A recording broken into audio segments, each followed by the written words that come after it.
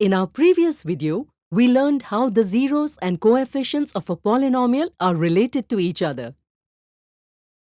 Today, in this video, we will see interesting examples based on this. What will be the sum and product of zeros of a given polynomial 2x squared plus x minus 3? Can you say how many zeros this polynomial has? Correct answer, because it is a quadratic polynomial.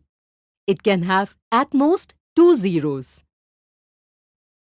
Let's assume the polynomial has 2 zeros alpha and beta. In the previous video, we learned that the sum of the zeros of the quadratic polynomial is the negative ratio of the coefficient of x to the coefficient of x squared.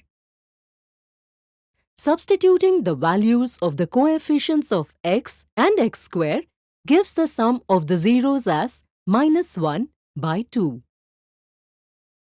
Similarly, we know that the product of the zeros of the quadratic polynomial is the ratio of the constant term of the quadratic polynomial to the coefficient of x squared.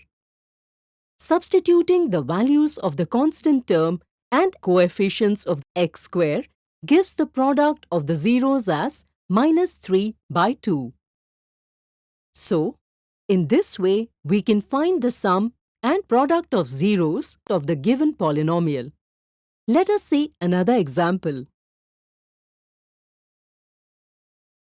Find a quadratic polynomial whose sum of zeros is -2 by 3 and product of zeros is 4 by 3. Here, the quadratic polynomial is ax squared plus bx plus c. We know that the sum of zeros is -b by a and the product of the zeros is c by a. When compared, a is equal to 3, b is equal to 2 and c is equal to 4. Substituting the values of a, b and c, we get a quadratic polynomial 3x squared plus 2x plus 4, where we get a quadratic polynomial in which the given conditions are fulfilled.